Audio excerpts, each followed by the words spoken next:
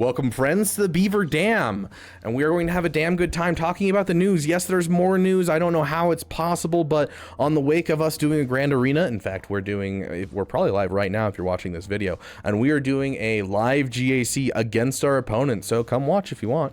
But that being said, we do want to talk about the new reward track. So, you know, we've got this battle pass coming, and they finally announced what's in the reward track. I have some gripes. I have some good things.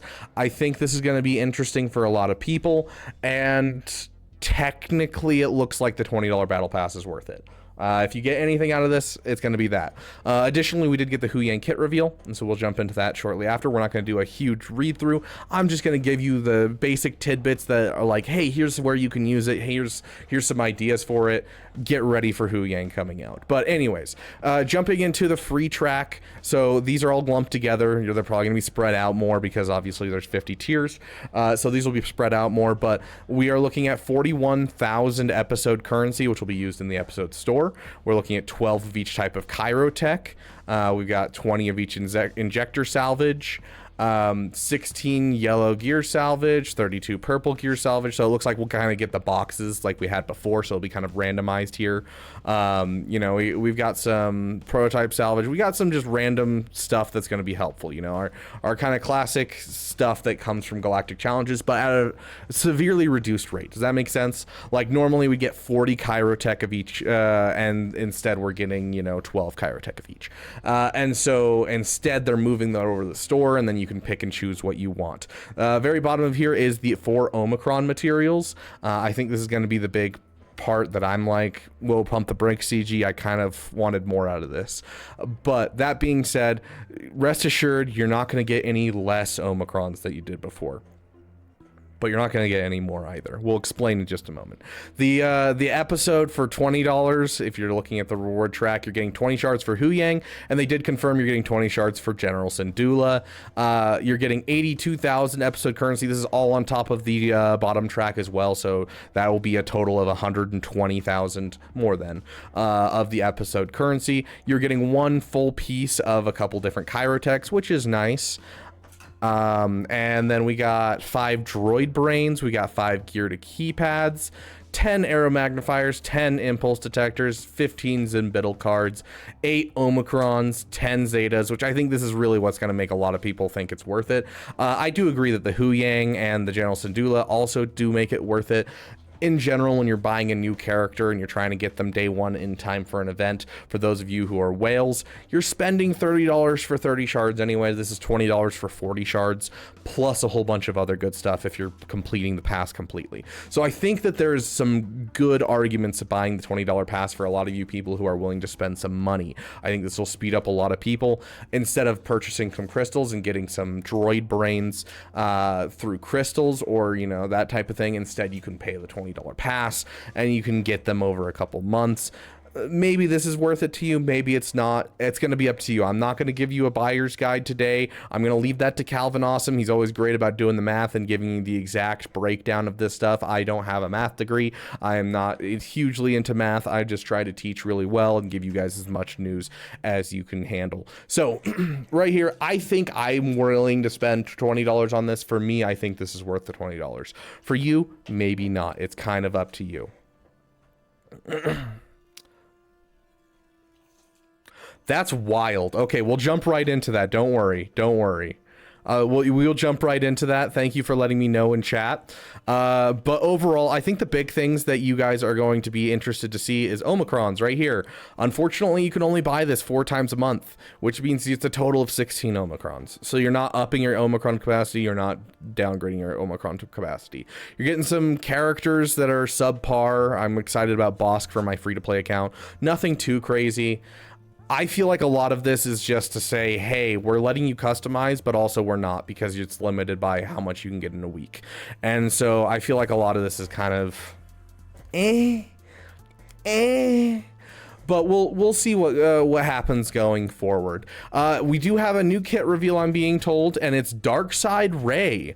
This sounds like an SLKR lifter, if I'm guessing right. And so that is the new Conquest unit, so we'll jump that in just a moment. I know. I'm excited for it too. Not because it's Ray, but because it's an SLKR lifter. But to be fair, Darkside Ray was a cool little thing, and I love the double blade lightsaber, and it's what we assumed that Ray was going to get when like episode 7, 8, and 9 were coming out. So we'll take a look on that in just a moment. She's going to be the new Conquest character for this next month. But let's jump into Huyang.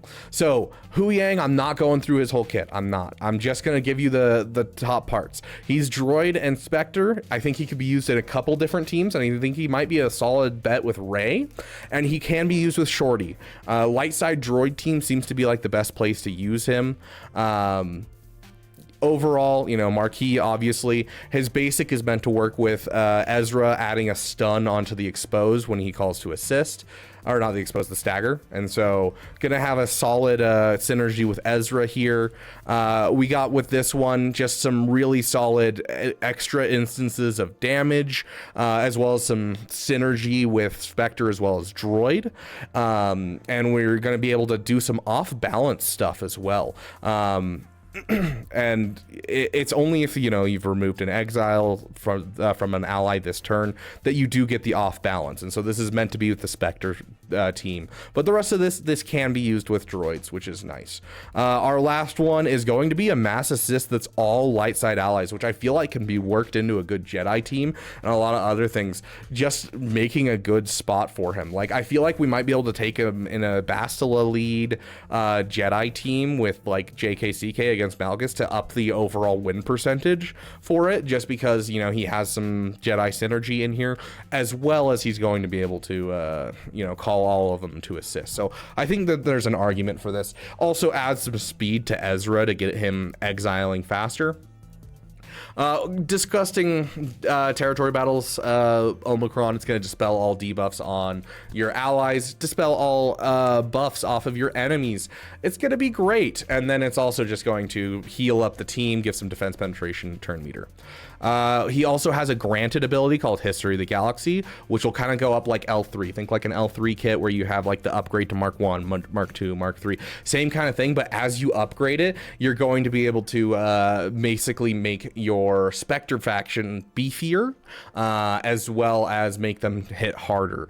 And so it'll be stacking up the Force Connection thing that we have on Kyle Katarn, where it's 2% offense and 2% defense. And so using this as well as Exile is going to be very interesting. But as for his overall unique, he's giving Jedi allies max protection, light side droid allies critical damage, and Spectre allies offense. And so this will affect a lot on the Galactic Legend Ahsoka Tano team. Looks like it's confirmed GL Ahsoka is Spectre, Galactic Legend, not Jedi.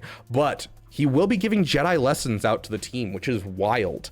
You know, the Jedi lessons is such a good buff, and he's given it out to the whole team essentially on the Spectre team. So absolutely wild. And then if a light side ally evades an attack or resists a debuff, light side droid gain 5% crit damage and offense, stacking until the end of the battle. So this will help out with his overall offense, especially with the high dodge rate with Ezra, with his mastery being dodge and deflection. So yeah, we'll see what happens with this. And then this is also really interesting. So we've talked about the history of the galaxy a little bit. We're not going to go fully through it just because a lot of it's, you know, confusing and I don't want to read through it with you guys right here. But it does say the first time that an ally Spectre loses exile, and then whenever a second ally Spectre loses exile for the first time. Now, they've hinted at this a couple times, but it looks like the exile mechanic is going to be pushed around. We're going to put it on one enemy. Like right now, Ezra just puts it on one enemy, then they die off, and then you can't do anything with exile anymore.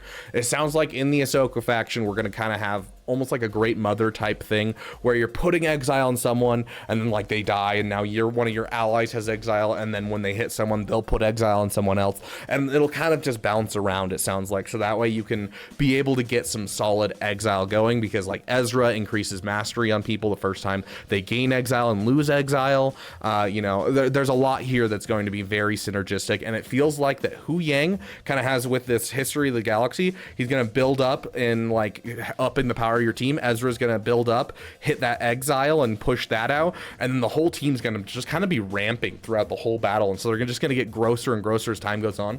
Think like a Lord Vader, how he like slowly ramps, except it's the whole team doing it instead of just Lord Vader.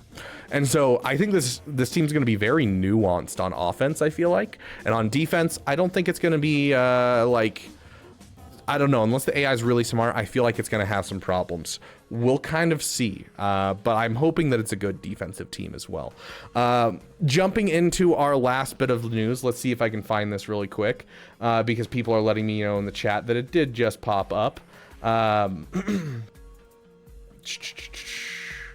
Okay, it's not popping up in my server. Let's see if it's in the SWGO event server. There it is, guys. Kit reveal Rey, Dark Side Vision. Okay. Interesting, guys.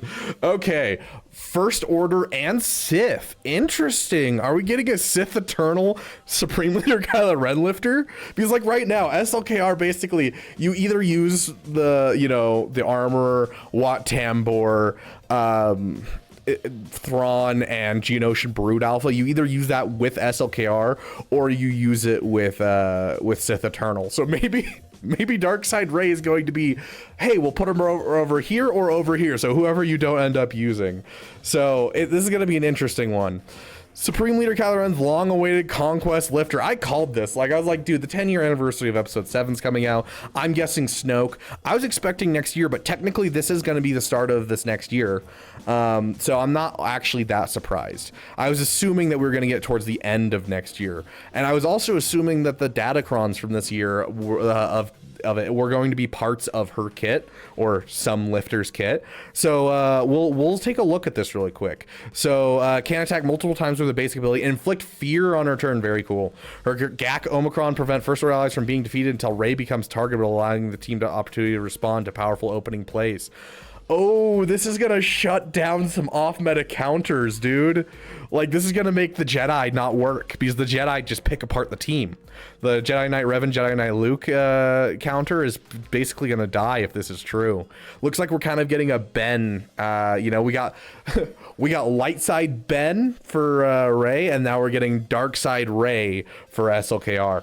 I actually really like the kind of mirror image. Then again, I'm a sucker for anything where they mirror things. Like, I love one of my favorite parts of Mandalorian is the you have something I want speech in the first season, and then Mandalorian throwing it back in his face in the second season. It's one of my favorite parts. I love anything where they just come full circle like that. Okay, we're not going to read through all of this. Don't be afraid of who you are. Allows first order allies with advantage to ignore taunt. Yes. Yes. Ignore taunt. But allies defeated, timing up right for the killing blow. Probably kept bringing out of back. Okay, so kind of like a Night Sister kind of mechanic where if she kills someone, she can revive them. That's really interesting. Stealth squish your allies, potentially forcing enemy to undesirable option left to target, like Kylo Ren Unmasked. Okay. Okay, so how do you acquire it? It's going to be Conquest. Why is she not a Dark Side Ufu? Throne of the Sith. This is mostly feels like a balancing thing. There's so much Ufus in the game that this feels like it would throw the entire game out of whack. So I think the Sith was a smarter way to go about it. I'm not going to read this for now, but art was not ready prior to release and will add once acquired. Okay, dude, I'm sad that we don't have any of the Tusken Meathead drawings. I love his drawings. His drawings are hilarious. Does this mean SLKR will beat JMK? Probably River. Okay, basic, surrender to darkness. Deal physical damage twice to target enemy. That's not attack twice, it's deal damage twice, which is interesting because it said she can attack multiple times. This attack ignores 50% protection. Nice. If the enemy had full health or protection up at the start of this attack, attack again. Goodness gracious. Yeah, that looks like anti-JMK already. On her turn, if she deals at least 3 instances of damage, target enemy is feared for 1 turn, which can't be resisted. So essentially, the first time she uses her basic on any enemy at the beginning of the battle, she's hitting fear on people. Oh, Snoke might be an attempt at a sea lifter. You're not wrong, Con Warlock. That could be true. Yeah, like literally this. Okay, here's the problem: is you'd need Rey to be faster than. So she needs a high base speed if you're gonna have her be faster than Cat, so that way you can get the fear on Cat immediately, because it is 3 instances of damage, and if she's already in damage immunity, you're screwed. And so like I don't think there's a way that you can make her faster than JMK, and so I don't think this will allow you to go all in with the ignoring taunt and everything on Cat as you're referring to, Shire, but. We'll see. We might be able to like stun her or something. SLKR might be able to stun her if it's not like a conditional taunt evasion. So we'll kind of see. Deal physical damage to all enemies, then attack target enemy again if there's a defeated enemy. So is this a basic then? Interesting. First order allies gain retaliate and retribution for 2 turns. If Supreme Leader Kylo Ren is in the allies. If Supreme Leader Kylo Ren is the ally in the leader slot, he gains 10% ultimate charge. Okay, I was like, if he's an ally instead of the leader? No. Okay, so just like with Bane, with Sith Eternal, we're getting some ultimate charge stuff, which is really, really nice. So a faster SLKR ultimate is going to go a long way. That's one of the biggest problems with SLKR, is it's basically just keeping him alive until he can ultimate. Malevolent Lineage, we got a cooldown of 4. Zeta Omicron, deal true damage to all enemies, split among them. Split the damage among them, exactly. Interesting. If all allies are first order, is there any version of Kylo Ren in the allied leader slot? Shock all enemies for 1 turn. He is called to assist. Then all non-taunting first order allies not in the leader slot gain stealth for 1 turn. If Supreme Leader Kylo Ren is in the ally, if Supreme Leader Kylo Ren is the ally in the leader slot, that line keeps throwing me off. He gains 5 siphon per enemy and 100% defense for 1 turn. Oh my gosh. Oh gosh, dude. Oh my gosh, I love this character already. Putting under stealth all of the non-taunters, calling Kylo Ren to assist, giving 5 siphon per enemy. Oh, can I rank the Omicrons? I have no idea yet. I don't know, River. I don't know yet. Yes, this better be an easy conquest. Fair. I hope it's all the stuff that come from the Lightspeed bundles is what's required for this conquest. While in Grand Arena, shock can't be dispelled or resisted. Very cool. Enemies defeated by this ability can't be revived. Remove 100% turn meter from all characters. I told you guys. So the reason this is important is because Kylo Ren, Supreme Leader Kylo Ren and his whole team, whenever any of them lose turn meter, they gain 10% max health and max protection for the rest of the battle. And so essentially this looks like a bad thing to do where it removes 100% turn meter from all characters because it's going to hit allies and enemies, but that's actually going to make your team beefier. Enemies with bonus protection up, or shield up reduce their max health and max protection by 20% for the rest of the encounter. Dude, I love this. Okay, if there are any version of Kylo Ren in the allied leader slot, all first order allies recover 50% health and protection, gain speed up for 2 turns. Dude, I don't know. CG is on the brink of like ruining my faith in them, and then they drop this and it hurts my soul. Like, holy crap. Don't be afraid of who you are, unique one. Rey has 25% crit chance and crit damage. Rey's abilities can't be evaded. While Rey has a retaliate, she recovers protection at the end of the turn equal to 100% of the damage she received. While Rey is debuffed, she has plus 50% speed. Oh gosh. If Rey defeats an enemy excluding 7 units, all allies defeated by that enemy are revived with 100% health. So it's only the allies defeated by that enemy. Interesting. So you're gonna actually have to be careful with SLKR if you want to try and get better banners. Oh, reduce max protection on turn meter gains? Oh, that's rough, dude. 10% if it was a bonus turn, excluding Galactic Legends and Raid bosses, for the rest of the counter, and persist through defeat.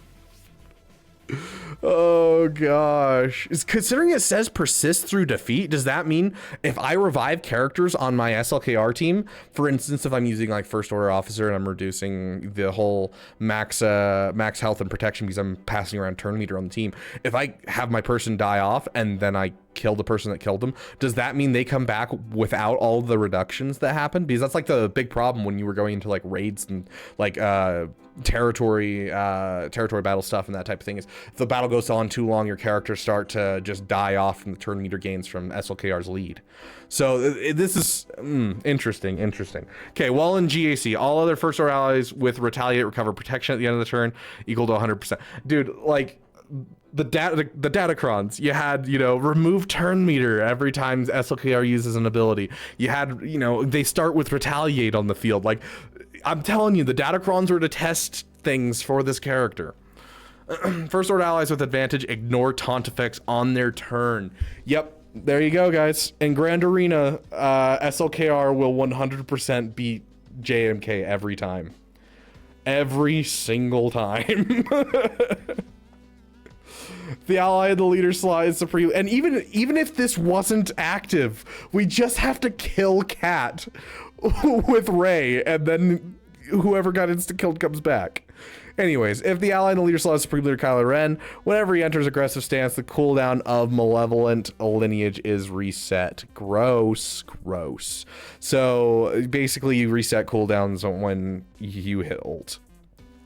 If all allies are first order at the start of battle, Ray gains 100% max health. At the start of the encounter, if the ally in the leader slot is any version of Kylo Ren, Ray is untargetable until all enemies have taken a turn or are defeated. Okay, so she can't be targeted for the first set of turns. Whenever an enemy is defeated, all characters lose 100% turn meter. First order allies gain advantage. Oh gosh, they get tankier as they kill more.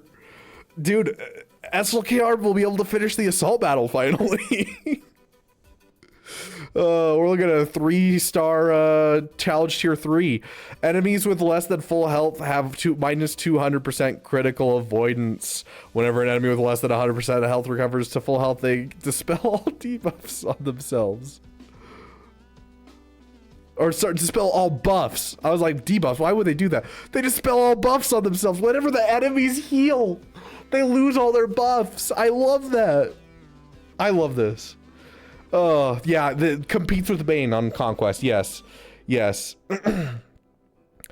Oh, while in Grand Arenas, while Ray is untargetable from this ability, first order allies can't be defeated. When an enemy is less than full health, they can't recover protection. Whenever a first order ally is inflicted with a debuff, they lose 1% turn meter. I told you guys. And gain 1% offense stacking for the rest of the encounter. Oh my gosh. I told you guys the datacrons were setting up for this. Okay, so to summarize, Ray looks absolutely busted, on the same level as Bane. It's going to give your whole team super tankiness. That's one of the biggest things that I'm seeing, is the removal of turn meter is actually going to be one of the biggest things that's helpful for this team, because you're just going to be essentially just ramping up really harshly on getting your health ramped up permanently.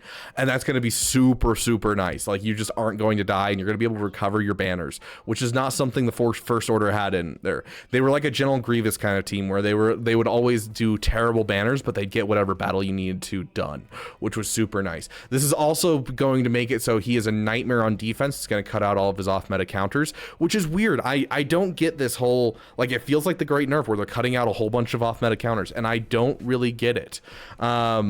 All the Omis are disgusting. We're getting ultimate ramping like Bane has for Sith Eternal.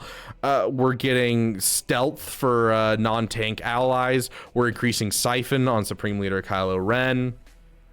We're getting a revive on the team. reduction in max protection, reduction in max protection gaining. This is going to make it so that way he's like 100% win rate against Leia as well, because Leia is always a scary battle. This is going to stop Leia from being a scary battle because there's no longer any like protection recovery or anything like that once you get them down into their health.